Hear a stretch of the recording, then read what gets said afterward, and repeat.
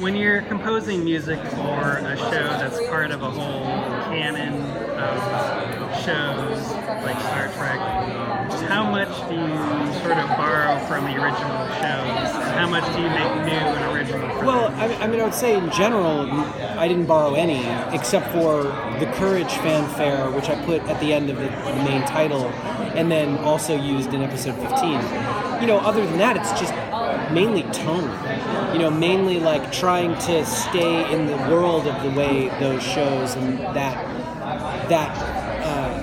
franchise sounds. So we used an orchestra and sort of made it big and swelling and swashbuckling and trying to evoke those same feelings, but not borrowing music really, just borrowing feelings.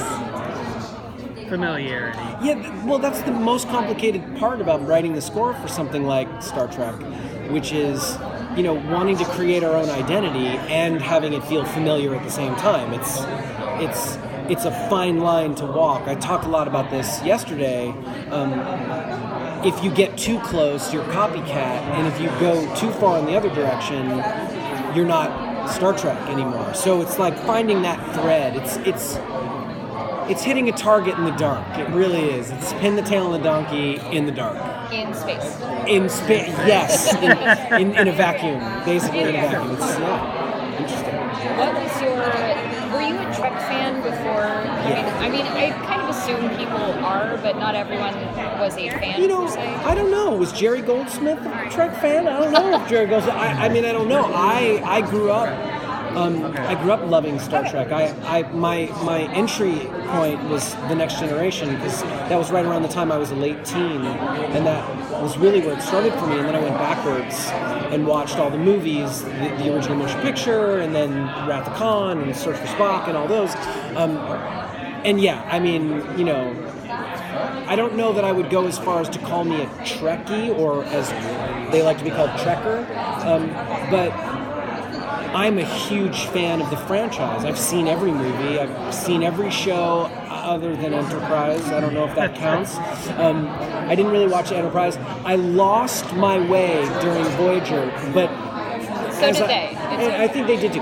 But The Next Generation into DS9, and then partway into Voyager, and then backwards the original series and all the movies. I mean, for me, they could have continued to make the Next Generation movies, and I would have been very happy. Because Picard he's my guy.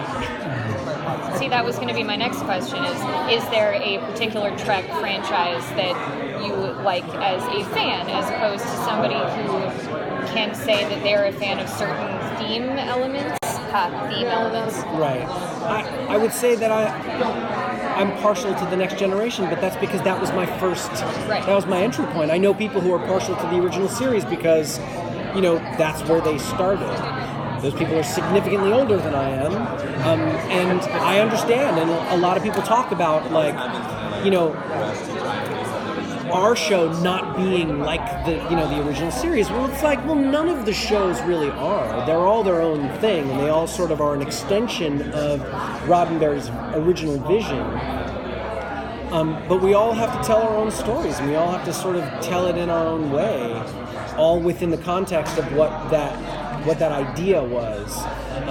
That's the thing I love the most about the Star Trek franchise, is that it grows as the stories are being told. Like, it really, really does grow. And what we're doing is we're growing it in the other direction. Like, Next Generation and DS9 and Voyager, they went forward in time. Enterprise, which, it went backwards even farther than us, but we're like telling the story leading up to Enterprise. The Enterprise C, anyway. Enterprise C? No, the Enterprise A and B. Yes. Right? Gee, God, I'm a little. It's fine. We can. I get a little bit fuzzy on all the exact details, but leading up to Kirk, leading up to Spock and Bones, and all my favorite characters. What is your dream project to compose for? Like, out of everything you could possibly ever write a theme for, is there anything that is on that horizon that you would love to do?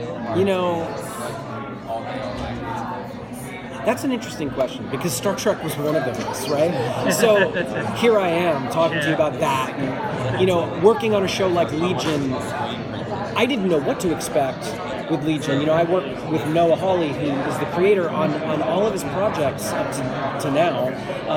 And when he told me about it, I was super excited. When we started talking about the music, that made me even more excited because the music that I write for Legion is a direct extension of what I love to do the most, the type of music I love to do the most, which is this sort of merging of this orchestral, electronic, and yet somehow popular feeling music. You know, we talked about Pink Floyd, which happens to be one of my favorite bands of all time, and that's a touchstone for me in that score.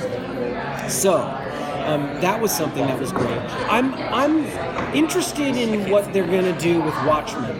They're making a show, Watchmen, and I had a conversation. I've had conversations with the guy who's making it, and I don't know that he knows what he's doing for music on that show, and I'm hoping that maybe he's watching. But that seems like that's going to be a really amazing project. Here's hoping. Yeah, I mean, I was not terribly satisfied with the movie, and I think a lot of people feel the same way. Yes. I saw the movie and I liked it. Damn it. But I wanted a little more. So you never know. I think everybody does the best that they can do. Is your approach different composing music for, say, like a Legion or Star Trek versus Fargo or something else? You know, in terms of what you use instrumentally? Well, yeah, I mean, certainly different instrumentally. I mean, I think Fargo and Star Trek share a lot more than those things in Legion do. In as far as I use an orchestra for both those things. I use the orchestra in different ways for both of those projects. You know, Fargo is a much more dramatic and emotional score than Star Trek, although I tend to write emotional music. So I feel like they do have some similarities in that way. But Legion, I think, is its own thing. Like, I do things on Legion that I would never dream of doing in anything else. You know, there's a very synthetic element and a very aleatoric and atonal orchestral element to it, off rhythms and polyrhythms and really weird stuff. I don't really do that on anything else, and that's mainly because there's no other show that feels or looks like it. But I think my approach in general is the same. And is that kind of to keep you off kilter? A little uncomfortable with one of the things we talked about with the making of that show was how do we invite the audience to experience the idea of not knowing what's real and what's not real?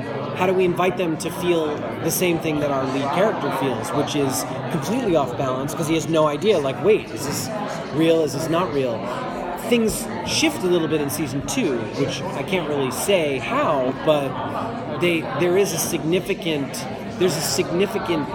change of the idea of that particular thing between season 1 and season 2.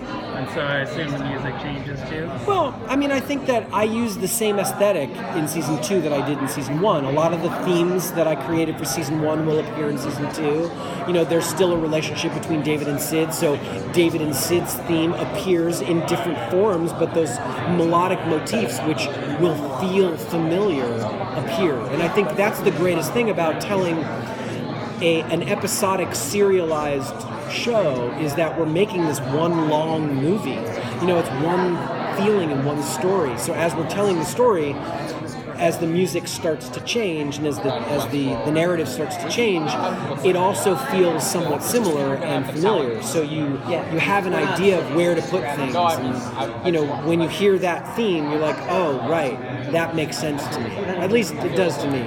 Yeah, that makes sense because so much of your